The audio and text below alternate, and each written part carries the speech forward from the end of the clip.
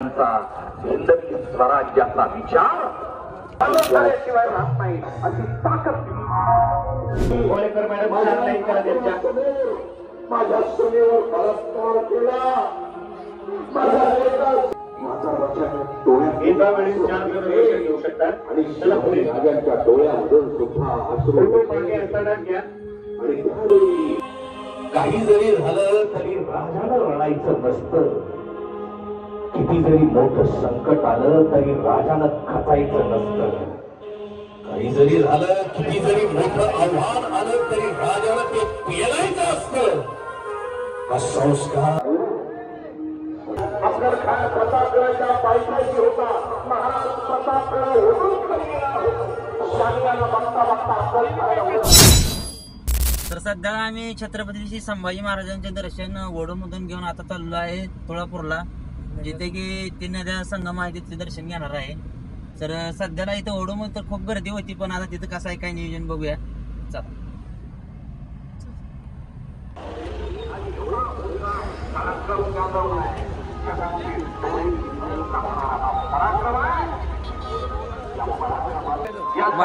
फायदा घ्यायचा म्हणून शिवाजी महाराजांनी आदिलशाही मुलखावरती मोहीम केली. बराचसा आदिलशाही मुलूक जिंकून घेतला.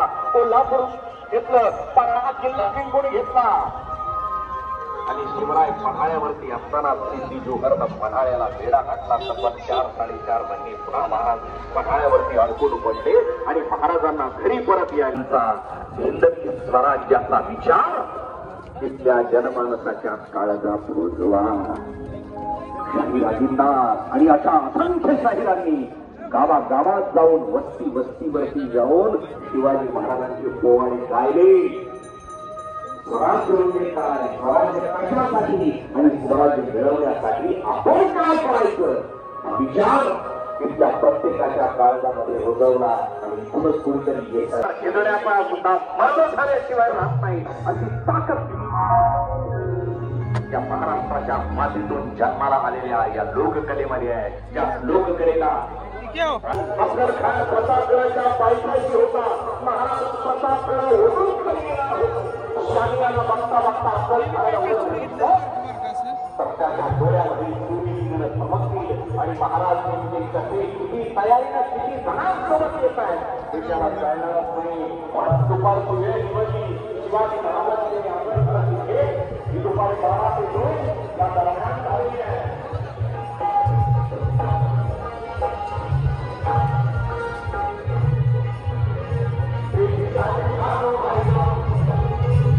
इधर ही मोबाइल चल रहा है.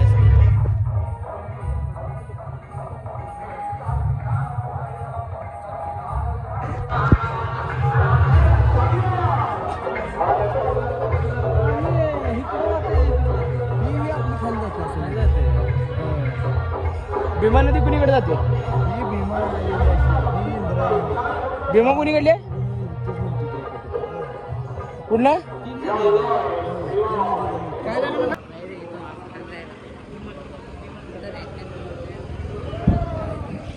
इकडे बघ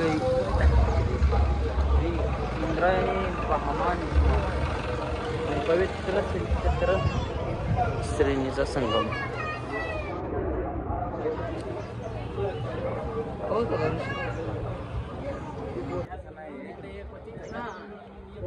त्याचा क्लास असेल ना.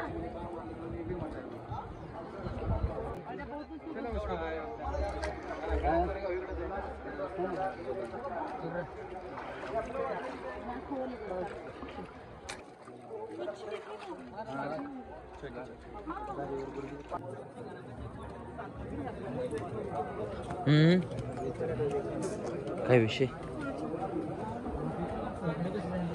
तिकडे बघ.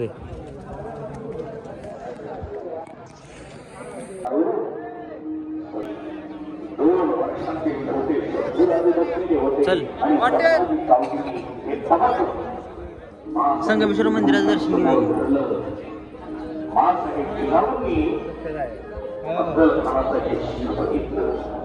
सिंगल लाईन नका करून 4 लाईन करा. पुढे 4 लाईन.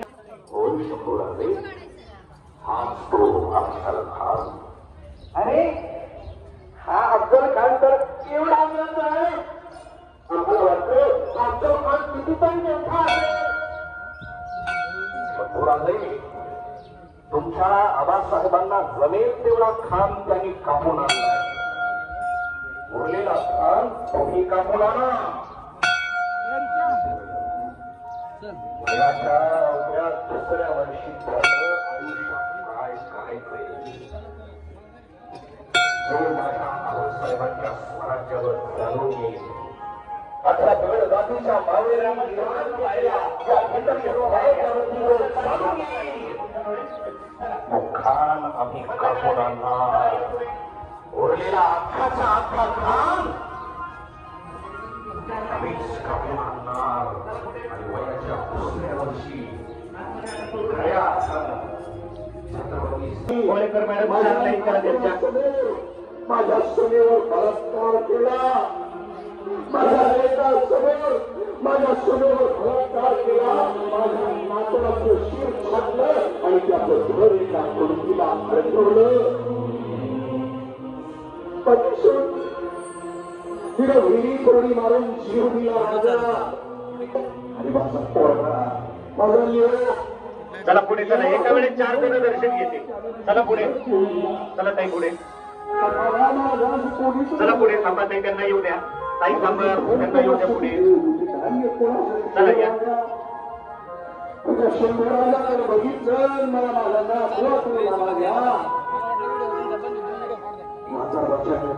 एका वेळेस 4 जण दर्शन घेऊ शकतात. आणि चला पुढे. राजांच्या डोळ्यामधून सुद्धा अश्रू मागे असताना घ्या. आणि त्यावेळी हसाबा शिवाजी राजांना म्हणतोय राजा नाही तू रडायचं नाही राजा. तू रडायचं नाही. अरे आई जगदंबेनं तुला आमच्या वटी तुला बोलले. तू रडायचं नाही. तू रडायचं नाही. आणि त्या परिस्थितीमध्ये शिवाजी महाराजांनी आपले डोळे पुसले.